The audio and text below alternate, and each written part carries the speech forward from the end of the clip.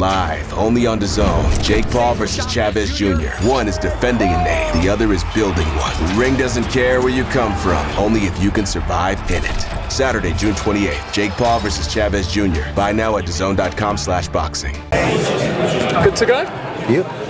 This is Charlie Parsons for the Stomping Ground, powered by Wow Hydrate and available on DAZN. We're rolling back the years because you've looked at me immediately and gone, what is that? But if I'm talking about your get-up today, do people get to see it? I'm happy to. I don't want you on the camera, no. Okay, fine. But will you post something like later on? Like, I'm not going to attach it to the interview, no.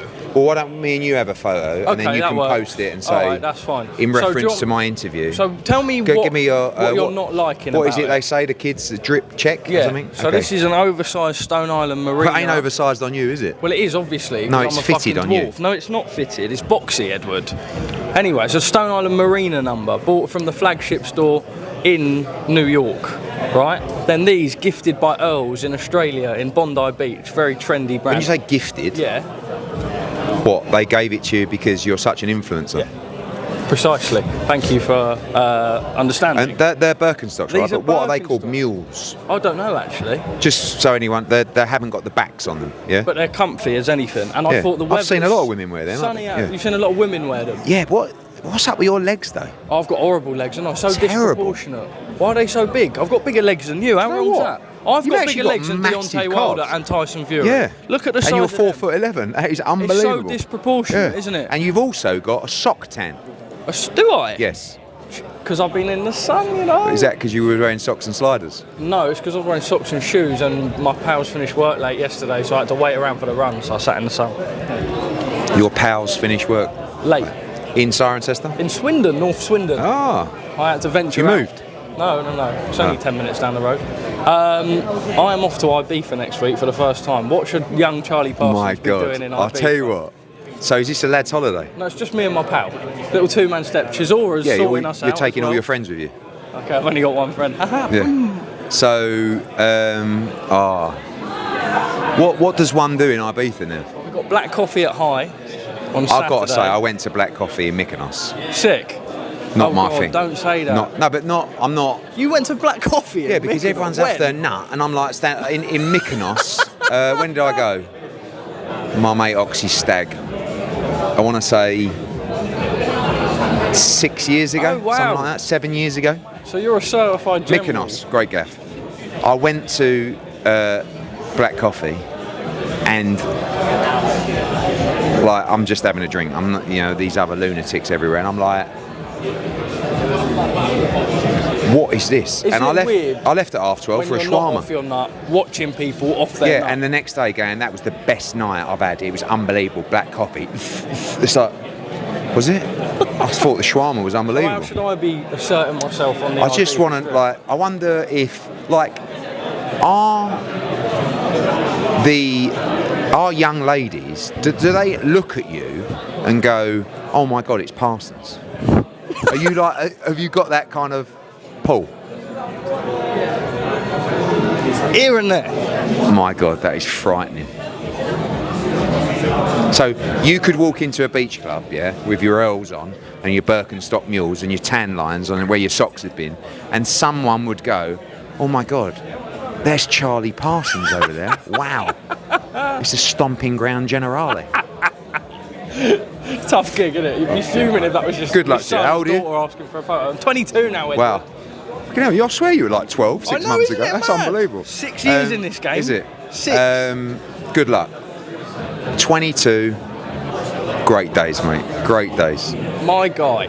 Galawia 5 is back in the ring with actually a really, really, really fun card. Yeah. Great card. I mean, there's a lot of people going on. It's a big debate at the moment, isn't there, about fighters fighting aggressively or being entertaining, or, as His Excellency said, we don't want Tom and Jerry fighters. And look, everybody's got different styles, but let me tell you, the styles on display on Saturday, you're going to love it. Galawia Fire, WBC interim world champion, he's ready now for a shot at the full title.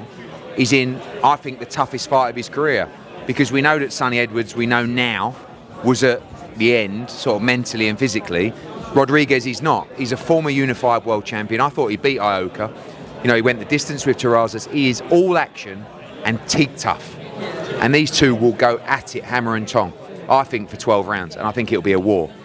Pete McGraw against Baluta. That's really good. Unbelievable Baluta's fight. some man, by the way. Baluta is I think he's had 3 victories over the McGraw team. And by the way, Liam Taylor against Conor Walker. You know what you get with Conor. It's an absolute barnstormer. Throw in Pat Brown, throw in Giorgio Vizioli, Aaron Bowen, Hamza Uddin, Ibrahim Suleiman, and especially look out for Tia Ayton. Believe me when I say this is the future of female boxing. Got another West Country person. I know. You know. Who are? I know. But I tell you what, people watching this need to follow her journey. I don't want to put too much pressure on her, but I'd say she's the next Katie Taylor. Honestly, just a fighting machine. It's a brilliant card on Saturday. I saw some of Richardson Hitchens' comments post kind of, I don't want to say the fallout, but you know what I mean. Have you had that direct conversation with him yourself since Straight Sunday? after the fight? No. Just a couple of messages. It's cool. Like, I know that someone told him to say it. I just thought it was a bad choice to say it, and I was disappointed he was given that advice to say it, because I feel like the job that we've done with Richardson has been phenomenal. We couldn't have done any more. We've invested a huge amount of time and money, and I'm very proud of him. He's done an amazing job, and I just felt like Saturday should have been the moment together where we were like, wow, what a journey. And if it stops there, we all shake hands and say, listen, there's a better opportunity. But to do it in the ring just didn't really sit well with me.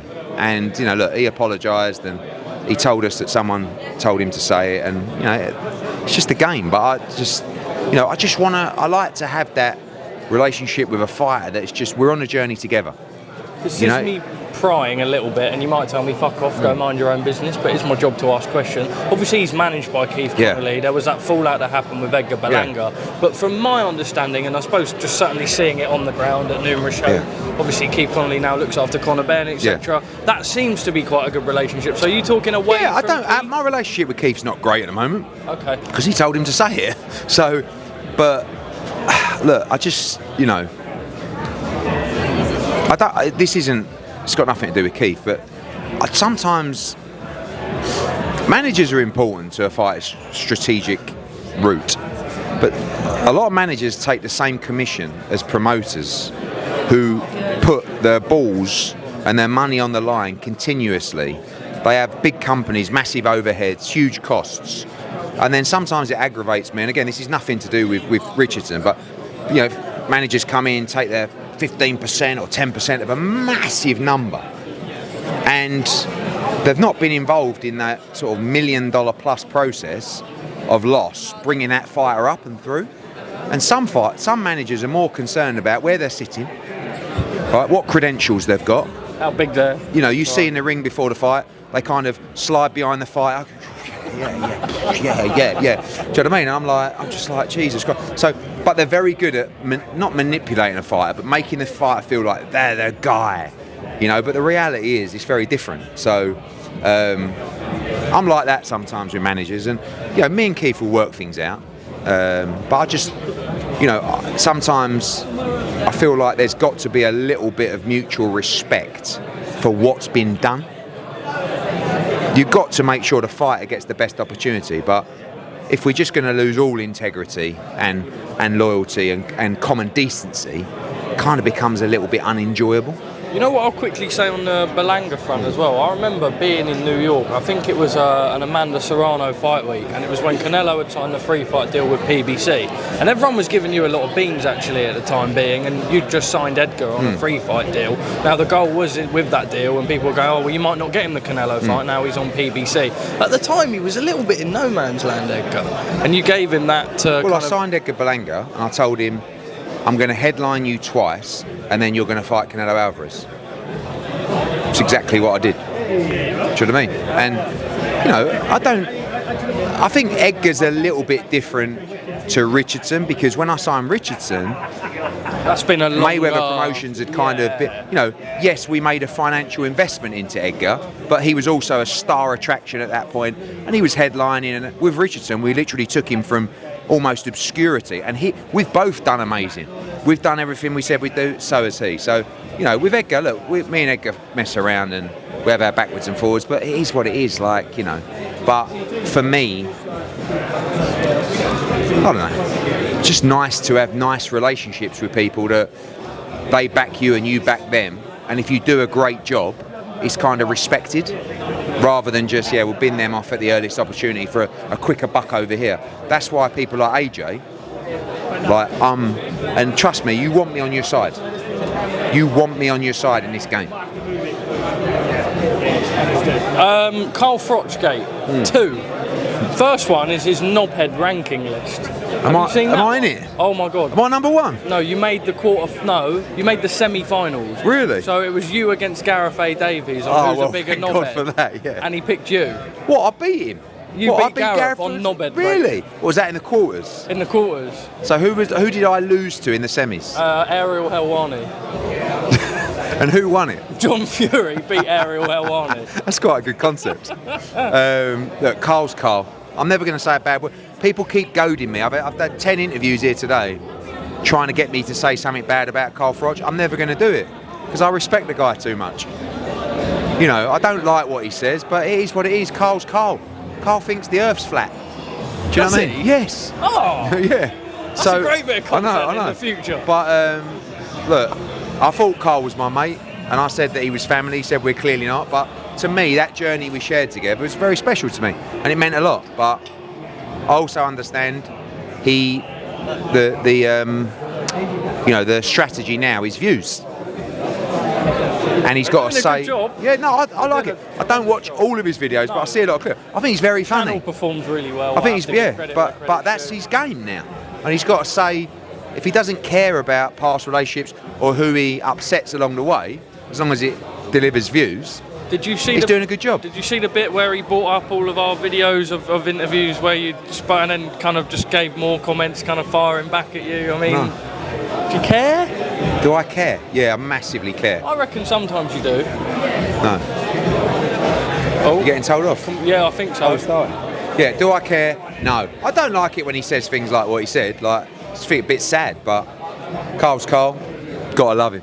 Quickly, boots up to 154, Crocker Donovan for the IBF. Well, we'll see, but yes, it's very likely. Yeah, but I don't want to say it till it's officially approved. But likelihood is. Yes, I don't see how it can't be, is my question. Eubank has to be before the board for the use of a sauna. Is there not a bit of a lack of consistency? Yes, and I just think the board do a great job, and they're very insistent on the well-being of the fighter, which is so important. But the board need to review and almost have some common sense about the weight-making process, because, you know, fighters manipulate their water.